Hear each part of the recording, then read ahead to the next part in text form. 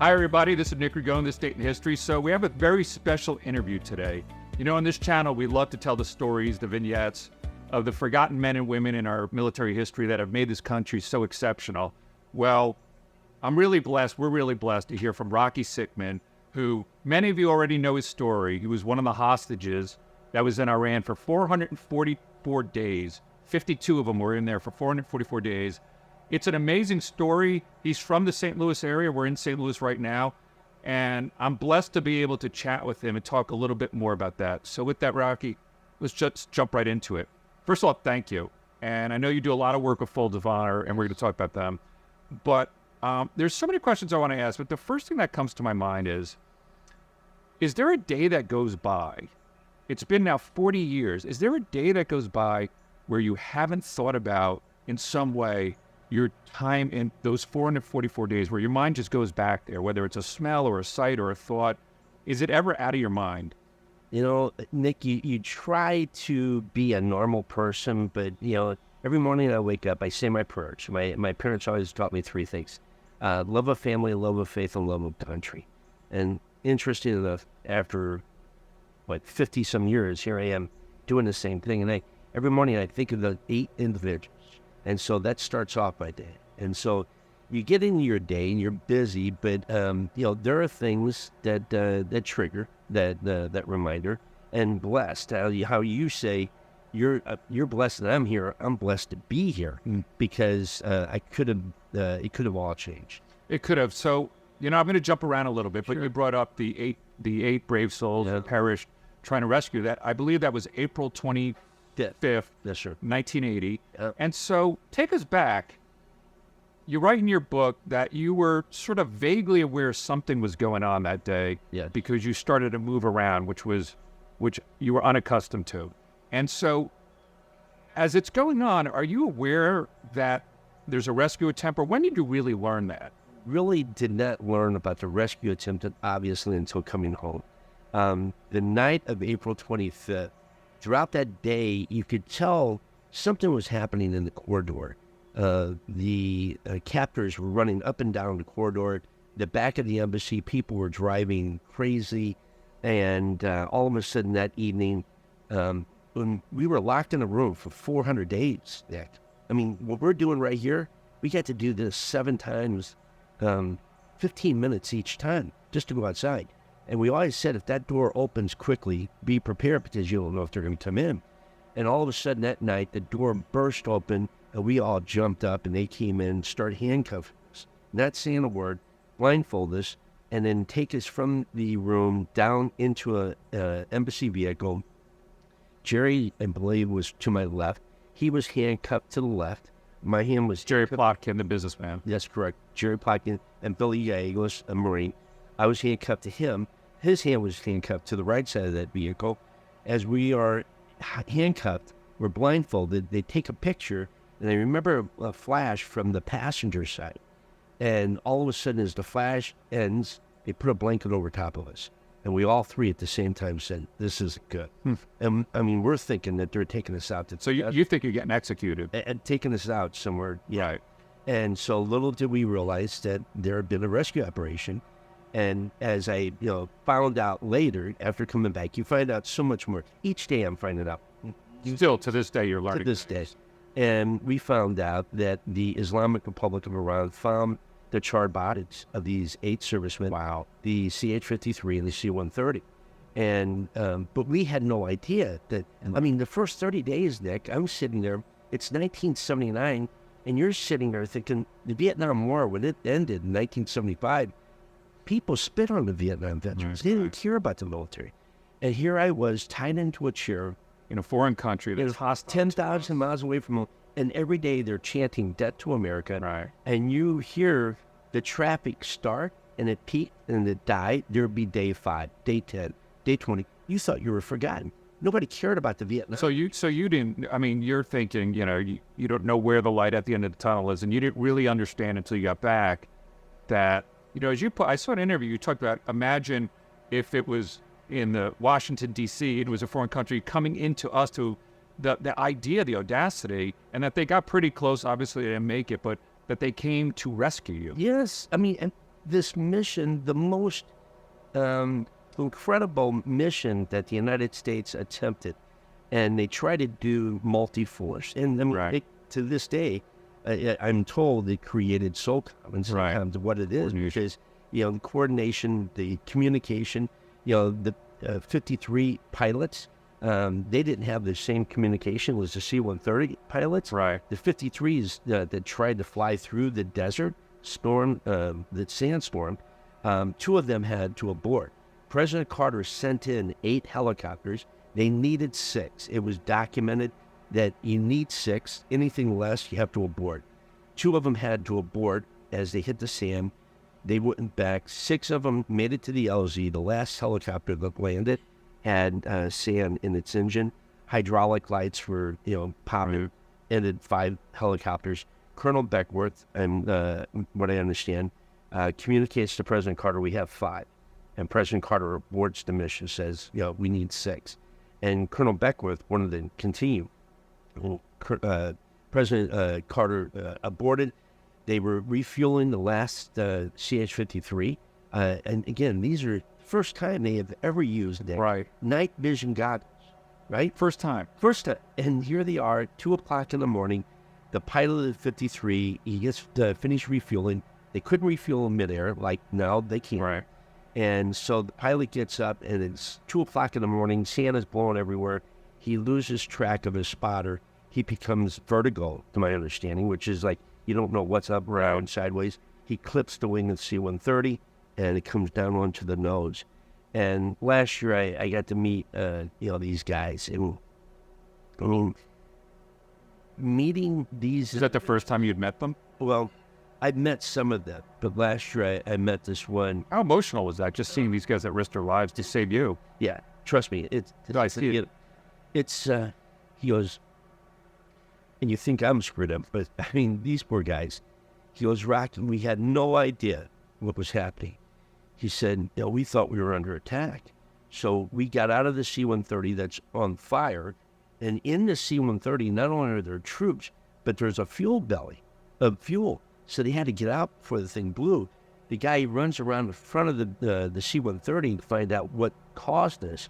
And he looks down underneath the CH-53, and he sees a body crawling through the sand that was completely on fire. And he said there was nothing that they can do. And so it's one of those things that these guys paid the ultimate. Humbling. Incredible. But to meet these guys and have them tell you the story of what they did, how they came together. Excuse me. They had the guts to try.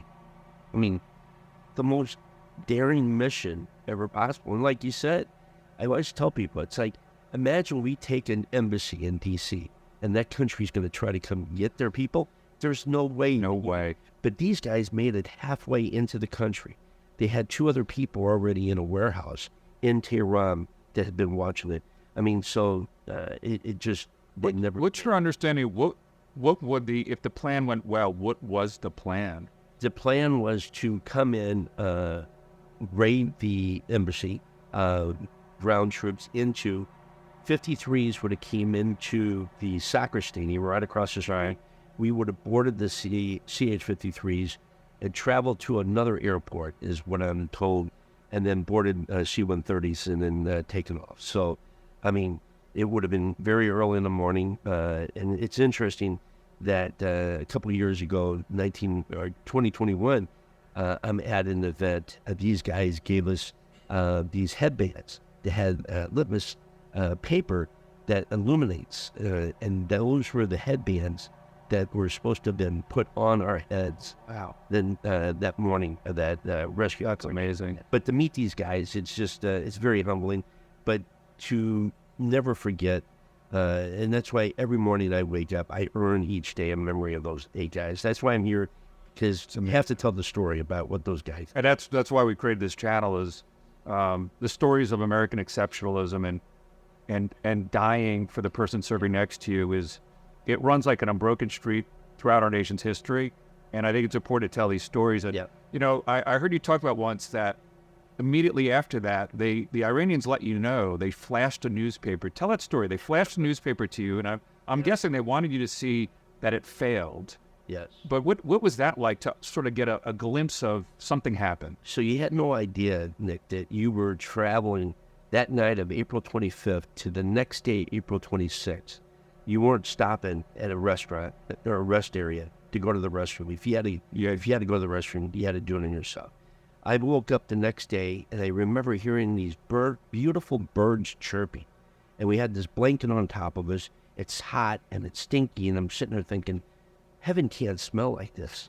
And all of a sudden, they took the blanket off of us, and our blindfolds were completely wet, and you could see images. And they take us out. They put us into a room, told us to get cleaned up. That next morning, 1 o'clock in the morning, they came in, got us, put us back into the car. I was always the middle passenger. And I always told my kids when they were younger, Dad, are we there yet? I hate sitting in this chair. I said, you'd be a bad hostage. I always tell my kids whenever they complain about something. We finally got to our second destination, and we get there, and we're there for a short period of time, and we gave names to all of our captors. And one of the gentlemen that came in was named Santa Claus. Santa Claus came in, and all three of us were standing in a room, because whenever the door opened, you jump, and he comes running in, and he takes this magazine, and he said, this is what your country is trying to do to you. And he opens the magazine, and he closes it and runs up. And so the door closes, look at Jerry, look at Billy, what did you see? This is what I saw. And so you sit there and analyze, and you think, there's been a rescue operation. Because there were some of the... So you guys are trading notes. What do you see? What do you see? You piece it together. And there was a CH-53, and there was some charged stuff. And there were some hostages and some other people that you didn't reckon. So then you thought, there's been a rescue operation, and we didn't make it. They rescued other people. So it wasn't until you came home that you found out what had happened. Then would you get the full picture? 4 days later. One of the things I found fascinating was you weren't allowed to read news, but you were allowed to read sports, evidently, and that you found out the Shah died through the sporting news, which I find fascinating, from St. Louis. Yeah. First of all, what was that like, understanding the Shah died, and they didn't believe that, right? They didn't believe the Shah died. Yep. So they, not only are you held hostage, Nick, but we're in Shiraz, and they told us that where we were when we were down there, and all of a sudden there was thunder coming, and we thought it was thunder. Little did we realize it wasn't thunder; it was artillery. It was the Iraqis fighting the Iranians. Their war is going on. Yes, and it blew a building up right next door, and all of a sudden we have to leave, and they put us into the vehicle and drove us 24 hours back to the American embassy. And our vehicle breaks down in the middle of the desert. That's another story. We get back to the American embassy. I wrestled an Iranian during that time. That's another story. Wait, no, that's not another story. Wait, you wrestled an Iranian? So Billy and I, we used to do 600 sit-ups. I might not look like it now, but 600 sit-ups a day, 300 push-ups, and I used to walk back and forth. And Jerry, he was much older than I. I think he was like 55 or so. And he goes, hey, I want to get in shape, because if we ever get out of here, I want to be able to keep up with you guys. So sure enough, one night, we just get back to Iran after being taken from Isfahan to Shiraz back to Iran. And the guards came in one night and said, we want to arm wrestle you. And Billy and I looked at her, we're thinking, because they really big. And so all said, yeah, sure. Table, 2 chairs. They left the room, came back, and we beat them. And we knew we... Like, though, I mean, these guys are semi-torturing you from, and all of a sudden, out of the blue, they want to... Yes. As a petition or... The petition, but no, Harry, being the elder, guys, you're so...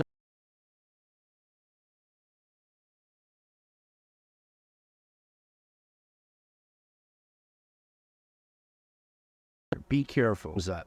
So all of us, as they're walking out, they turn around, we said, I want to wrestle you. And so I said, they in the room, I said, better wrestle. Armed combat in the Marine Corps. But he goes, that's right, you go wear them out, I'll put the whole, and we'll finish it off. I said, all right, that sounds like it. So we slept on 3-inch foam mattresses for, 400 days. And so every time I go to a hotel, my bed at home, it's like the Ritz-Carlton. when you have a 3-inch foam mattress. So we put the mattresses on the floor. I'm looking at Billy and Jerry. I got my back to the door, and all of a sudden the door opens, and they go, "Holy cow, Rocky!" And sure enough, I turned around. In 1980, they had boycotted the Olympics, so they bring in one of their Olympic wrestlers. And Jerry says, "See, I told you they were messing with you guys." And sure enough, Mahmoud had arms the size of my thighs. I mean, he was not the normal-looking Iranian. And I said, "Billy, this guy's going to eat my lunch." He goes, "No, you can do it." And you have to understand, like, for 444 days, every time you would go to the restroom, you had to knock on the door, put a piece of paper underneath the door, and then they would take you, blindfold you, take you to the restroom, unblindfold you, take you, and let you go do your thing and come. And so much hatred. You just wanted to, as you turned, they would throw you into the room. You wanted to grab the door, open the door, and grab the guy and just pull this through, cords out. You wanted to take you wanted to hurt him back. Right. So I'm thinking, okay, this is my opportunity. And so this guy, as I start to take my shirt off, Billy says, "Rocky, watch out." And the guy is charging me. So I rip my shirt off. I take this guy, I pick him up, and I throw him up against the concrete wall onto his shoulder, because we're in a very small area. Throw him against the concrete floor, onto his shoulder, the same shoulder, and you heard a crack. And when that happened, I get up, and as I did that, I fist armed the concrete, which I see the scar here. Yeah. But I didn't know it until 40 years later that here I fought this guy, and he's in agony, and Billy and I get up and we high five. And so we just You just beat an Olympic wrestler, basically. Yes. And so at this event in 2021, the special operators heard about me wrestling this Iranian.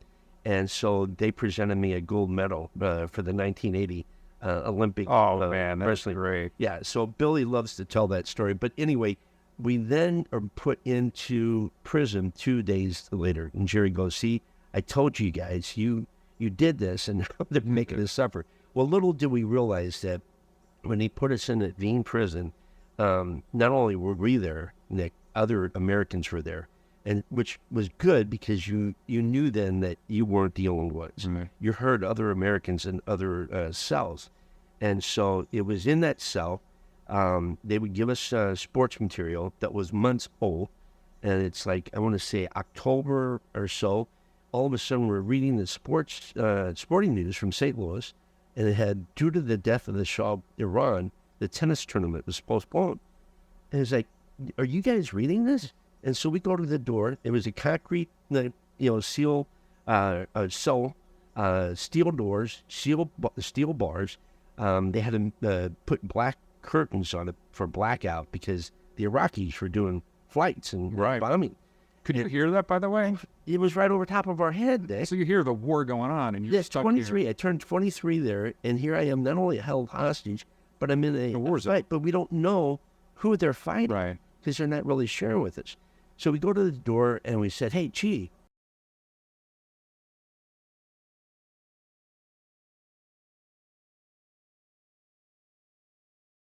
the Shah." He goes, "We do not believe that the Shah is dead." It says it right here. They would not let us see his body. We don't believe he's... For those that don't remember, the reason why they took over the embassy was because the Shah had been admitted to the U.S. for cancer treatment 2 weeks early. 2 weeks earlier. Yes, sir. Yeah, and so all of a sudden, we're thinking that if the Shah ever returns, we might be released, but the United States is never going to negotiate with another country. Right. And then to come to find out that the Shah is dead. That was in July 27th, the day after my birthday. He had supposedly died. And here it was October. And they don't believe it. And it wasn't getting any better. It was getting worse. Worse. Yeah, let's go back for a second. So I want you to sort of relive that day because, and I've heard you tell the story, there had been protests before. That wasn't unusual. But that particular morning, you were actually leaving and you noticed, you get a call on the walkie-talkie, which you want to, recall, but you noticed that there's no guard outside. So for an embassy, inside that property is U.S. property, but outside it, the perimeter is guarded by the host country. Yes. So when you don't see anybody on the perimeter, what does that tell you? We're shit out of luck. I mean, we're not in a good place. Right. But yes, we there had been demonstrations, and when President Carter, a wonderful man, it was 2 weeks earlier, he was presented in a meeting that they had to allow the Shah in. And President Carter said to his staff, if I allow the Shah in, what are you going to say when the Islamic Republic of Iran takes our people hostage? And sailing up 2 weeks later, November 4th, November 3rd, that day, we heard that there was going to be a huge demonstration, which there was. There had to be 100 or 200,000 Iranians. You're 10,000 miles away from your small town of Krakow, Missouri, and they're chanting "Death to America." And so we had moved all the non-essential people to a safe house. So we were all there, and the Islamic Republic of Iran, they surrounded the American embassy. And you're right, Nick. Any embassy, American embassy around the world is protected by the host government. That is their responsibility. Right. Inside the compound U.S. is property. U.S. property. Well, let me ask: when the decision was made to lift the Shah in, you're obviously a young Marine in Tehran. Did that dawn on you, like, ooh, that could be sticky for us? Oh no, we were in meetings. Okay, so you were aware of that. Oh, yeah. This could have repercussions. Yes, but obviously, the Shah of Iran, a very wealthy individual, and there were some individuals that obviously believed that the Shah's health and his protection needed to be, because he'd been our friend. Right. But it changed a lot of things. Now you obviously, you don't see American embassies. We have reactionary forces now that are there in a heartbeat. It was going to be, once we eventually had to give up, President Carter said, give yourself up. All right, so I'm going to go back to this. So you get the recall, and what's going through your mind? You're leaving. So I'm leaving the Chancery to go out in town. And to go in town, you had to have a driver, an Iranian driver. I just walked into the motor pool, and all of a sudden, and I heard the demonstration out in front. My walkie-talkie goes, recall, recall, and there's a camera right over my head pointing at the front door. If you've ever seen the movie Argo. Yeah. I was 30 yards watching those individuals come over the wall. And Nick, I will never forget, and I will tell every American until I die, that there was no security at that front gate. Nobody. And so I'm taking off, and I could run pretty fast back then, back to the Chancery, because that's where our weapons were and everything else. And Billy had seen me being chased. He kept the door open long enough for me to squeeze in. And that's, we squeezed in, and 7 Marines secured the American embassy for 4 hours. Which is amazing. Waiting for the host government. And you would have done it longer, but then you get the call from the president himself. President Carter. Yeah, it was, State Department was in communication with President Carter at that time, because, again, an American embassy had never been attacked by a host country. And Bruce Langdon, the ambassador, was at the foreign ministry, so we had lost communication with him, which he ended up being held for the next 400. But yes, President. So you get, they storm it, you then barricade yourself in. Yes. Up at top, right? So I'm at the front door. I get my old flak jacket. Take a guess what our weapons were, Nick, to secure an American embassy in 1979. Sawed-off shotgun. You read, as a shotgun and a snub-nosed .38. I can tell you that no embassy has still equipped as what it was back then. And so, but still yet, 7 Marines held that embassy. I was at the front door, and they were pounding on the door, and I'll never forget the drywall coming from around the frame of that door. And so I radioed for 3 other Marines to come. 2 were kneeling, 2 were standing, and we're sitting there. I mean, because at that point in time, it's deadly force, that if they're attacking us. And so all of a sudden, down in the basement, Billy hears that they've gotten in. So I'm the closest to the steps. I break away. I don my gas mask. I don't even remember doing it, but you do it because that's how you're trained. And I get down there, and Billy's to my right, and he points down. And the second thing I will never forget and I'm going to tell every American until I die, is that morning on November 4th, 1979, around the corner of that office, as they come in, they bring Iranian women in black chadors. They know you're not going to shoot them. And we're being screamed at that point in time, don't fire, don't retaliate, but they're using them as a screen Shields. Because they know that we're not going to shoot unarmed, innocent women.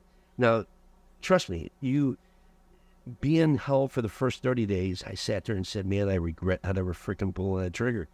And then being locked up for the next 400 days, I just regretted it. Did you live that moment? I mean, I know they got the call to stand down, so either from the president himself or the State Department. I mean, you're a Marine, you're with Marines, you're trained to fight and die, and they're bringing in human shields, and you get the call to stand down, and with the idea that we'll negotiate our way out of it, and 444 days later, you finally get out. It was a very difficult decision. Tear gas was popped. We went up to the very top. We barricaded ourselves in. The sad part about it, there was about 66 Americans at the compound, and 30 of us were in. We were secured. The other 30 had been taken.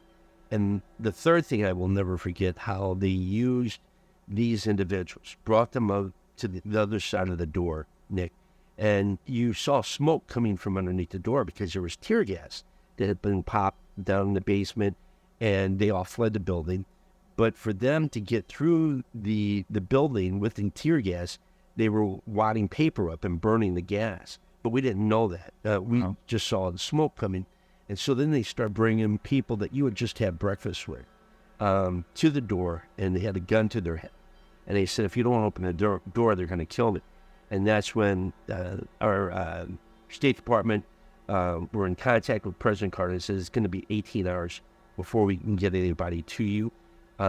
Give yourself up. And so we unbarricaded everything, and the Marines were the first out. And that's where the next 444 days we were tied, and, blindfolded, and not knowing if you were going to live or die for the next 444 days. And so you relive that moment of giving yourself, I mean, that has to, I mean. As a Marine, you don't give up. You don't, but I mean, if you're giving an order. Yeah, and they're going to kill civilians that you, as you said, you just had breakfast with these people. Yeah. This is all happening in a matter of hours, and now you're confronted with a mob threatening to kill people, and you're barricaded in. And the idea that hopefully we'll negotiate out in a couple of days, and it's 444 days. I met Mad Dog Mattis, General Mattis. He was down at, it was SOCOM. He was a general down there.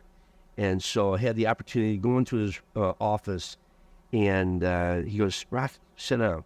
You're sitting where I was sitting. He sits down, puts his hand on his knee. He goes, I got my job because of you. And I said, no, I don't understand, sir. He goes, I was a captain in the Marine Corps putting night vision goggles on the 53s on the USS Nimitz, the first rescue operation to come over to get you. That was my first special op. Now I'm in charge of special. My God. And it all started because of you. And he heard my story about how I regretted. And he goes, Rocky, that's why Marines are Marines. Because when you take orders, you're given orders and you follow your orders. Right. Now, Billy and I could have easily pulled that trigger, and we probably would have gone down in the history book. But, it's how they used the Islamic Republic of Iran. Iranian people, wonderful people. But the mullahs are thugs, and the Revolutionary Guard are terrorists, and they know how to use, and they know our thinking. The people that took us, Nick, many of them were educated right here in the United States. And they spoke, you said, decent English, good English. Yeah. Well, and you've talked about, you think that was the date the war on terror really started. 1979. Look back. Yeah. And ever since then. Well, nothing has changed, and you've talked about this, but I want to fast forward a little bit. It's been 40 years, and nothing more. Yeah, and nothing's really changed. In fact, I wanted to ask you in 15 or 16, when we did the deal with Iran, where we slowed down their nuclear development and we gave them a lot of money.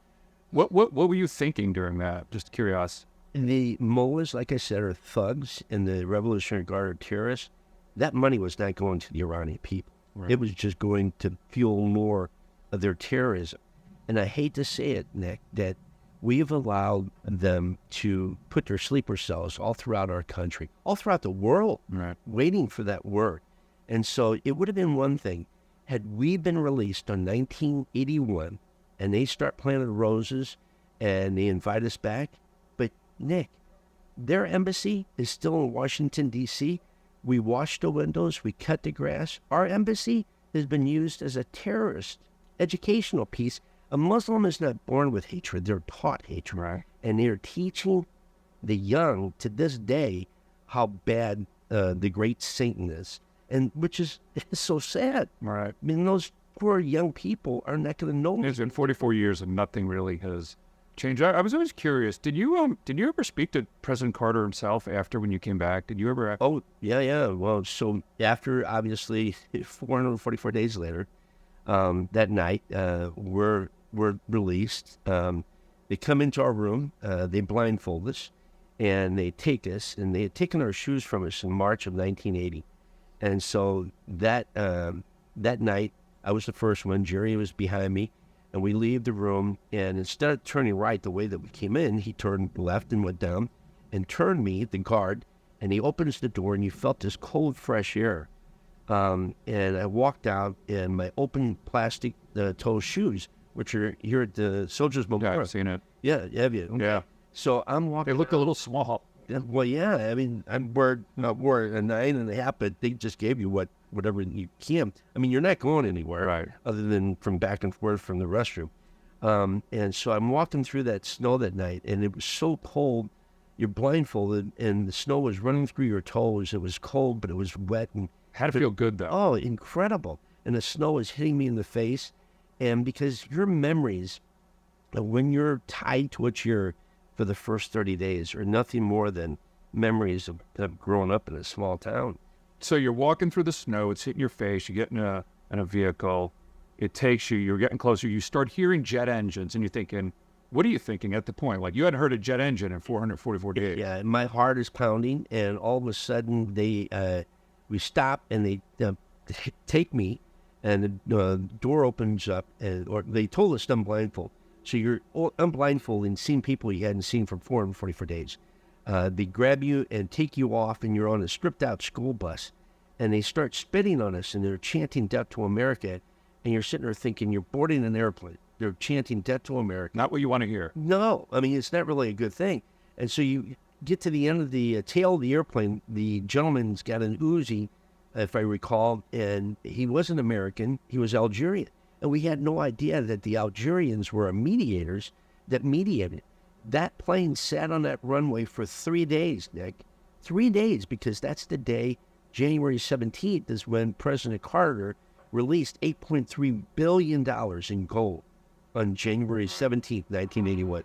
So they sat there for all that time, and now all of a sudden, here we come. They put us on board the airplane. I hadn't seen a woman in 444 days. I walked up the back of the tail, and there's a beautiful little airline stewardess, just like my wife, God love her, very beautiful. And so she takes me up, and she sets me down, and all of a sudden, she walks back, and the plane fills up, and you're just like in shock. The pair of pants I had worn, I would worn for over 200 days. My left cheek was completely hanging out of it.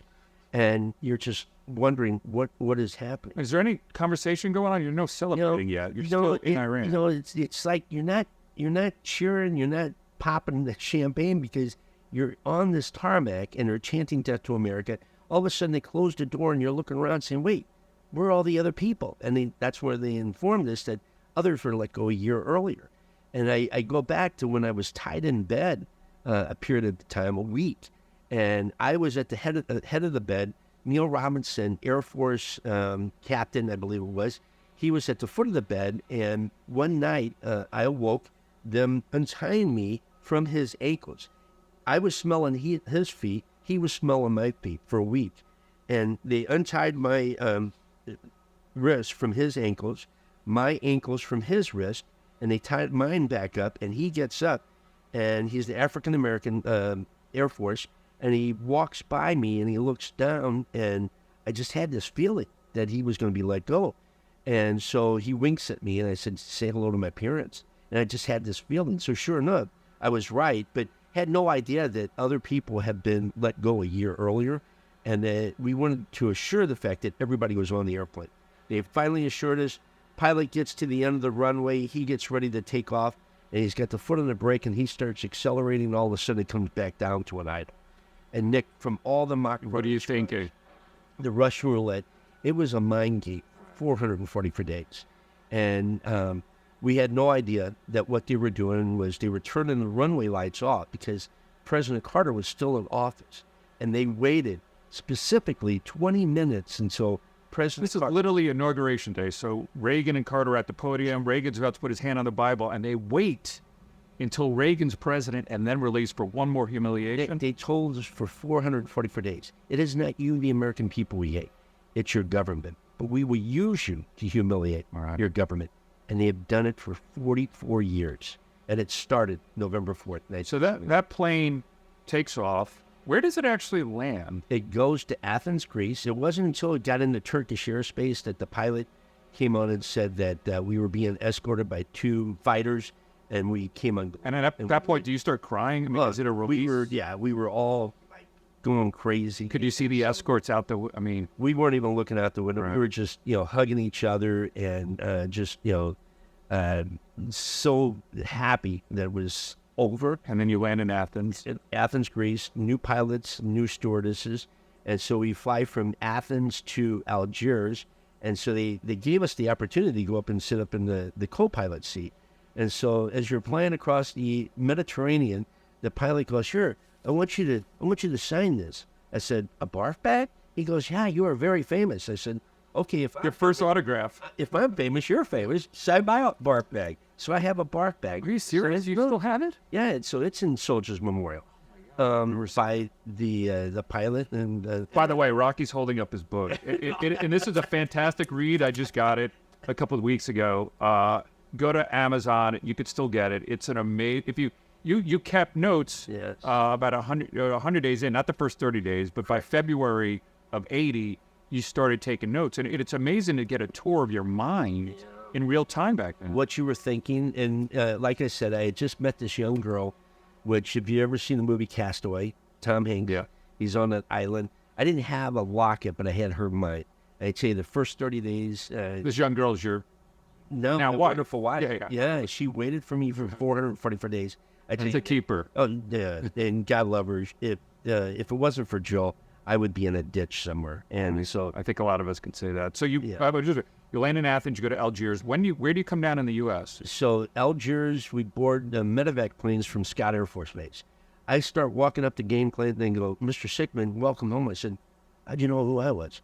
He goes, "We're from Scott Air Force Base. We've been following you for a year." Wow. And it's like, that's Scott, which is right. Scott Air Force Base is right up the road. Yeah. And so they take us medevac planes, and on this airplane, Nick, were papers and videos, and they said there's this program called Nightline that's been promoting you guys for 444 days, but the Vietnam veterans, they never got that. Right. And so again, like I said, I thought we were forgotten. It's just like so you really, in your mind, you have no idea. You've lost a year plus. You don't realize there's a guy named Ted Koppel every night on ABC.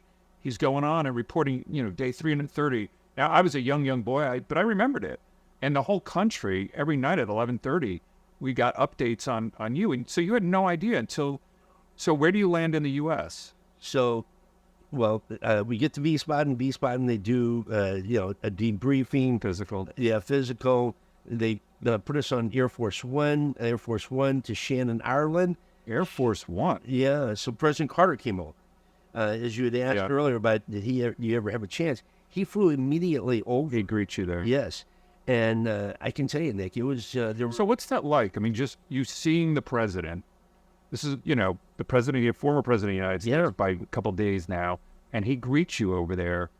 And what's that like? It was, there were many State Department people that were very upset that, President Carter allowed the show in. And so he comes in and he addresses. And it was really interesting. He came around that whole room after he addressed everybody and said, as a president, you take information and you base your decision on what you're told. And obviously the information I was told was not correct. And I will have to live with that for the rest of my life. So he's telling the 52 of you. Yes, in this room. Yeah.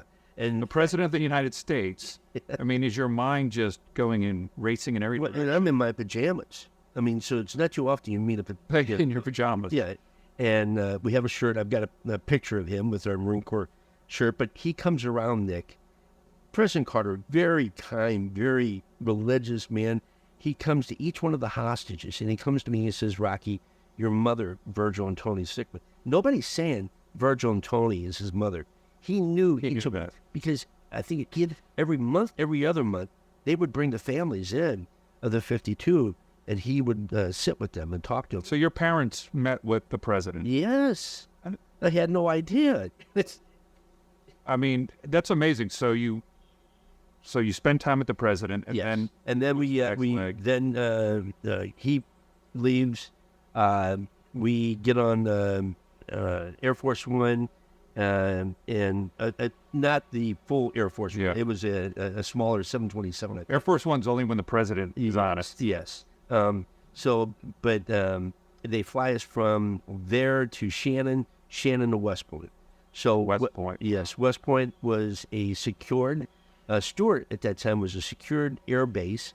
It was an abandoned air base, and so they wanted somewhere that they would allow us to land and be able Privacy. to greet our my parents. So your parents were out at Yes, and so as State Department individuals, the wife would be there, and so we then boarded buses and went from there to West Point, and we had dinner together. So wait, what's it like? You step off that plane at Stewart, which is in Poughkeepsie, New York, Yes, and you see your parents? yeah, my parents for the first time. What's that? I mean, go back there. What's you My see that? gosh, Nick, it was very emotional. As again, imagine you losing your son for 444 days, and all of a sudden, and my poor mother, God love her, and my father, she was very religious, very Catholic, and she put her Christmas tree up in December of 1979, and she kept it up for 444 days. Whenever it died, she'd send my dad back out and get another tree and bring it back in. And she just knew that I was going to come home. And so, yeah, it was very, very emotional. But, for my poor colleagues that were State Department that were married, I think I told you the story about how they used the mail of these individuals. One of the guys had a special need child. And in an interrogation, they said, if you don't work with us, we're going to pick up your son back in the States. I mean, the mind it was just, and so for everybody to be able to see, and it was not my whole family, it was small piece, which was good. We then went to West Point, we stayed there, had dinner with the cadets there, and I'm always... What was that like? So they know who you are, yes, I know. and does that blow your mind that everybody knows who you are? Yes, which is really kind of sad to this day. Even I go somewhere, and everybody knows me. I got a chin and a nose that doesn't stop. And so people know you, but Your profile looks just fine. we go to dinner the first night, and again, you're like on this high. I mean, I probably had slept maybe, I don't know, 7 or 8 hours because you had waited for this day for 444 days. And so we go to eat with the cadets that night, and we're walking in, and all of a sudden they open these huge wooden doors to the chow hall, and there's 4,000 cadets, and all of a sudden you heard this snap, and they're all standing at attention. And as we start walking in, they start clapping, and never forget it. And so we sat down with them, and they were showing us all this news media, and this is 1981, and these are pieces that you just had no idea that people were all Tony Orlando. I mean, Tony Orlando came out with Tie Yellow Ribbon.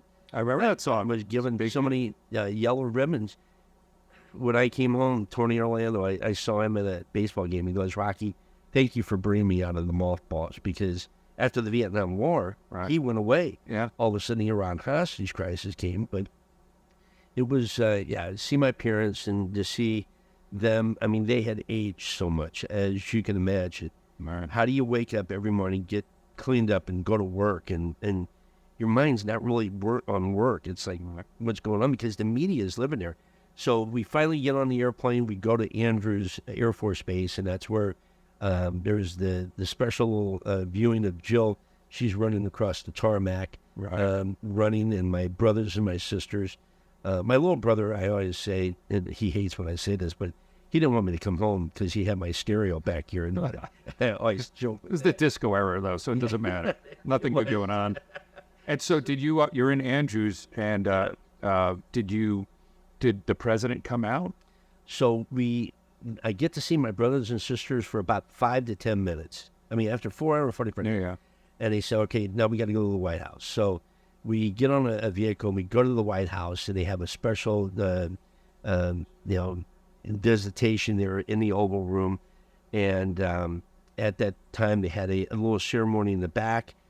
We leave there. They then start taking us to the hotel where we were supposed to stay. And all of a sudden, we get to the hotel, and they said the Commandant of the Marine Corps wants to see the Marines. So we go through the lobby, down through the back, into a black van. The van drives off to see the Commandant of the Marine Corps. So we finally made it back that night. I want to say 7 or 8 o'clock at night, back to the room where I finally got to see my brothers and sisters. And that was about, back in Germany is when Joe said, "Hey, Rocky, I waited for you 444 days, but you have to choose either me or the military." And I had been in for 6 wonderful years, but it wasn't about the Marine Corps. Jill was just more concerned about the travel. And so she said, either me or the military, and I chose wisely. Yeah, you did. I chose her. And so I finally eventually got back into the military. But yeah, we... well, let me talk about that. So Yeah. you leave the Marines, and you work for Anheuser-Busch, a great simplest company, Yes, for yeah. 34 years, Yes. leading up military sales. Yes. And which is amazing, right? So talk about an opportunity of an iconic hometown company, and you're now selling to the military. I mean, what, did you think, wow, this is... Well, that's the Mike Rorty and Denny Long. They said, "Rocky, what is it you'd like to do? You're at AB." I said, "I understand you have a military sales department." They said, "Yeah, we do." I said, "Someday I'd like to work for those guys." So sure enough, I went to my wife. I said, "Hey, I got this opportunity," because she knew the camaraderie, in the military, especially the Marine Corps. I mean, There's nothing like it. there's nothing like it. And the Marine Corps is the only branch of military that everybody knows when their birthday is, and it's November 10th. And so, but anyway, she gave me the blessing. She said, "I just don't want to know where you're at, because you traveled abroad to sell to bases and embassy." And so, yeah, it was the ultimate job, and it was just so rewarding, because, like I said, those 8 guys that gave it their all. It was my way of giving back to the military and the families that are overseas. As we're here, there are families in Asia and the Middle East, and they're protecting our freedoms. So we can do this. And then talk about Folds of Honor. And so in 2010, I believe, you get involved, you stay with AB, and then you're thinking about every day, though, the 8 people, the 8 brave men who perished trying to save you. Yep. And then you have an opportunity now through Folds of Honor to honor their legacy. Yes, an organization that provides scholarships to children and spouses of fallen, disabled military and now first responders. But I had the opportunity, in fact, it's 13 years ago that I met Major Rooney. He comes in, and he was a F-16 fighter pilot going from Chicago to Grand Rapids. He lands in Grand Rapids. The pilot says of the airplane, "Please remain on board. We're carrying the remains of a fallen soldier." And Major Rooney just came back from Iraq on a mission. And he looks out and sees this casket being draped with an American flag and a small boy and a mother, a little boy that would never be able to go fishing, go swimming with his dad, kick a soccer ball. And the poor spouse is sitting there. And 20 minutes later, as he's wiping his eyes, the pilot says, "Thank you for remaining on." Major Rooney gets up and looks around and realizes that over 3/4 of the people left the airplane. Nowhere to go than the warm blanket that this soldier just gave. So he went home to his wife and said, "I got to do something." I mean, people don't realize that freedom's not free. Synchronicity has it. I'm the military director. He makes a cold call. We meet 13 years later, $22 million that we've raised. And so this past weekend, that's for the military, 8 guys. But this past weekend, I came back from Florida, a LSU versus Florida State University. We awarded, a $5,000 check from the wholesaler to a young spouse that has 3 little boys that lost their father. And the little boys want to know when daddy's coming home. Wow. And so our first responders, there's 2 million of them. And they're just like military. If we all remember 9/11, that day when everybody was running, They're running in. And so, yeah, they are all heroes along with their families. It's amazing. One of the reasons why we created this channel was to honor the fallen, particularly the World War II generation. I know your dad served during World War II, and and they're dwindling in numbers every day. I mean, they're now in their hundreds, and particularly, I want to talk a little bit about the Marine Corps. My dad was a Marine, but in doing research, we've done some videos on Peleliu and Tarawa, these little islands where the Marines fought some of the bloodiest, toughest battles. Yeah. And that generation is dwindling, and I'm not sure all Americans have a truly deep enough appreciation. Freedom isn't free. Right. And that, 80 years ago, ordinary people were asked to do extraordinary things. And that connection as a Marine, when you think about the Marines in World War II, the John Bassilonis of the world and others, what do you think about?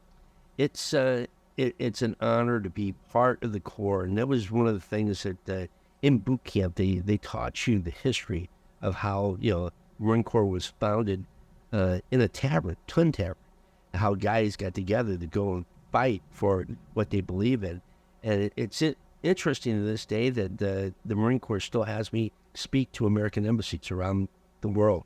I just came back from Panama.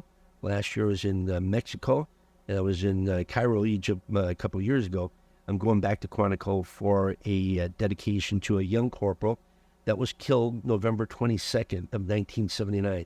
After we were attacked, the Islamic Republic of Iran started attacking other American embassies around that area, and a young Marine was shot during that time. So it's an honor for me to continue to still be part of the Marine Corps, and really all branches of the military, because they all are out there wearing the uniform and providing the freedom that we all take for granted. Rocky, it was an honor. We could have gone on for 4 more hours. Let me say on behalf of all my viewers, we have almost 50,000 now. Thank you for your service. Thank you for being Marine. Freedom isn't free. And there's tens of thousands men and women across the globe that we just don't think about all the time that are allowing us to kind of live our daily lives. So on behalf of all of my viewers and my brother Tom, who helped create this channel, thank you. Thank you, sir. I've got one last thing I want to give to you, and it is a challenge coin. Oh, wow. This is my challenge coin. And by the way, it's the coin on the backside is Billy Gallegos. Oh, wow. So he and I created our own. And this is the Folds of Honor. So you always get a challenge coin by handshake. Oh, that is so great. You're not going to wrestle me, are you? No, no. My wrestling days are over. I'm a lover now, not a fighter. So So thank you so much for continuing to educate people about freedom is not free. And at Folds of Honor, we talk about honor their sacrifice, educate their legacy. So thank you for what you're doing. Thank you. And thank you all for tuning in. This is Nick Rigon with This Date in History.